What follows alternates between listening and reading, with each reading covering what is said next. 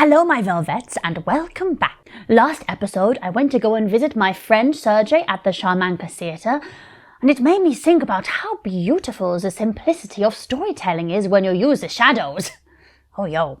So what kind of story do you want to tell with your shadow theatre? Well, that is a very good question, Veronica, well done. Because the thing is, there are so many stories out there, ready for you to find or hunt down, or maybe one will drop in front of your lap or float down to you in a big fluffy cloud. So many different stories to retell, some classic fairy tales, or perhaps to make up a new story of your own. Oh yo. The thing to think about when you are starting to make your shadow theatre show is that it is best to keep it very simple. Oh yo, you don't need a shadow for every single thing you say. For example, once upon a time, oh yo, I need a shadow that says once upon a time. There was a little cat, oh yo, now I need a shadow of a cat. And she lived in a flat in Glasgow, oh yo, now I need to have a shadow of a flat in Glasgow. Oh, actually, Kiki, that's very impressive. How did you manage to do that? Oh yo, very good. That is a beautiful shadow, Kiki. Maybe I will use that later. But the thing is, if you get too carried away with trying to turn everything into a shadow, then you will have so much to do. Not to mention all of the cutting out you will have to do with the scissors. You might get cramp in your hand, and it might fall off.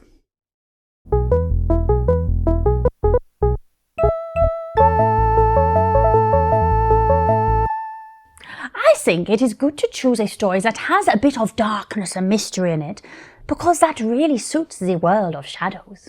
I think that I will tell the story of Medusa. Do you know this one? Oh, it's very good. I have made a storyboard here in my notebook, and that outlines all of the key points that happen in the story and some of the main things that the characters do. The story of Medusa is a very famous Greek myth. Medusa was a half-god who lived alone in a cave in the middle of an island. There are rumors that she was cursed by the goddess Athena for being too intelligent and proud, and that Athena had cursed her so that all of her hair turned into snakes. Oh yo, that would be a nightmare to comb in the morning. The other thing about Medusa that you must know is that she has the power to turn anyone into stone who looks directly into her eyes. Just like that. Kiki! Did you turn someone into a rock? Oh, yo, it's just my ceiling falling down. Oh, yo, I must get that fixed. Oh, it's a good paperweight, though. Keeps that there. Oh, yo.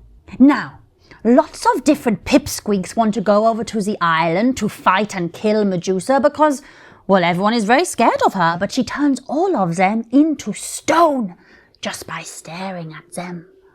Oh, yo. And you can see when you look over at her cave, it is surrounded by a whole army full of stone statues. All of the people she has turned into stone and made her own private rock garden with some moss and maybe a nice fountain and things. So there is this one guy called Perseus. He is the son of one of the boss gods, Zeus, and he is sure that he can go over and kill Medusa. So he takes this cap of invisibility. It's kind of like a cool hat that makes you invisible. And some very cool trainers, actually, they have feathers on the back so he can fly very fast. And he flies over to the island to go and fight Medusa. And when he arrives at Medusa's cave, she comes out and immediately she stares at him with her big magical eyes. But he lifts this massive shield that he has. It is made of bronze, so it is very shiny, and it reflects Medusa's stare right back into her own eyes. And while she cannot see, he takes his big sword and he hacks her head off, and it falls to the floor. Now he is a big hero. Oh yo. Now that is an amazing story, don't you think? So I feel sorry for Medusa. Oh yo, I will make her very big and terrifying and powerful in my piece of shadow theatre. Don't you worry. So once you have decided what kind of story you want to tell, maybe it is about the strange window that you think might be a portal to another world. Or maybe it is about the congregation of owls that you have seen in the tree and you think they might be having secret meetings. Maybe it is a retelling of the well-known story of Rancho Pancho. It is up to you. Oh, yo. But once you have decided the story, you will go through and make a storyboard like I have done with just the key points, the key things that happen in the story, and the main things that the characters do. And then it is time to turn them into shadows. I'm excited. So, for example, what I have done is I have turned some of these ideas in my storyboard directly into shadow puppets. Oh, yo. The first one I have got, I made one of Medusa. Here she is. I mostly made these out of card that I just cut out, and then some nice sweetie wrappers for the colors.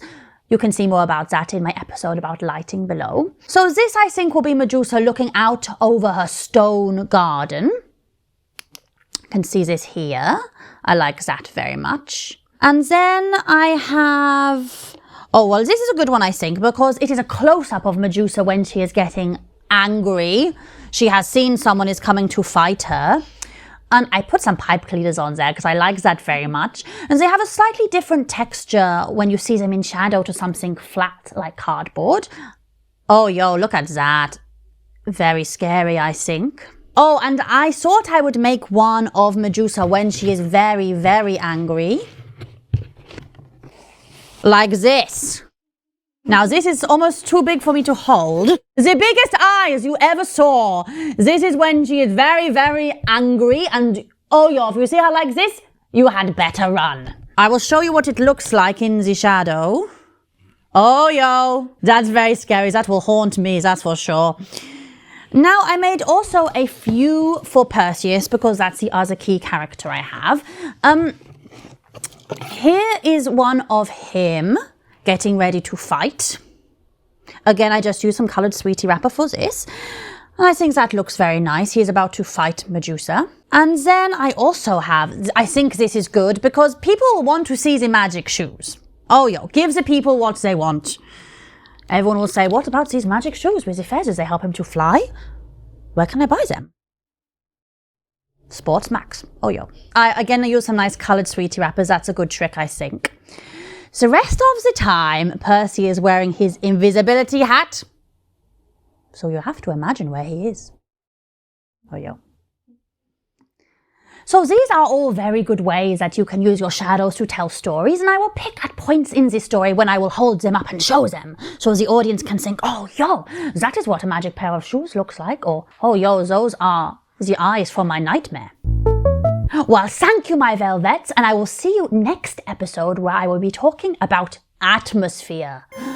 Oh, yo, I'm excited. If you have liked this episode, please press like on the like button below, and don't forget to subscribe to mine and Kiki's YouTube channel so you can see some more videos about art. See you next time!